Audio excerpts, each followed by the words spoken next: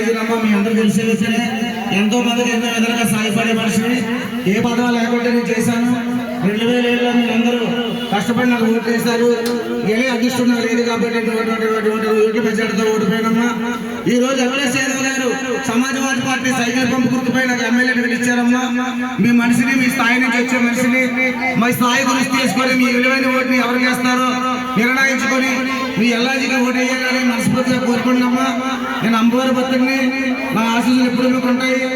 అర్ధరాత్రి 1 గంటగా ఫోన్ చేసినా నేను వర్క్ చేసి పెడతానమ్మా. ఏ సమస్య ఉన్నా, మీకు ఇల్లు లేకపోయినా, మీకు ఏ అప్పులు ఉన్నా, ఆధార్ కానీ హెల్త్ కార్డులు కానీ ఏమి లేకపోయినా నేను చేసి పెడతాను. దయచేసి మీ ఓటు విలువైన ఓటు నేను నోటు కోసం చూడకండి. నాకు చూసి గుర్తించి ఓటు వేయండి అమ్మా. అందరూ రుణపడి ఉంటాను. అర్ధరాత్రి అయినా వస్తాను, పనిచేసి పెడతాను తల్లి. ఎక్కడో వెళ్ళి చేతులు కట్టుకొని నిల్చుంటారా? తమ్ముడు వెళ్ళాలి కలిసి నా భుజం చేసి నా చెయ్యి పెట్టుకొని పని చేయించుకుంటారా? ఏదో ఆలోచించుకొని మీ విలువైన ఓటు వృధా చేయకుండా సైకిల్ పంపై మీరు వేసి నన్ను గెలిచి గెలిపిస్తారని మనస్ఫూర్తిగా కోరుకుంటానమ్మా. అందరికీ నమస్తే.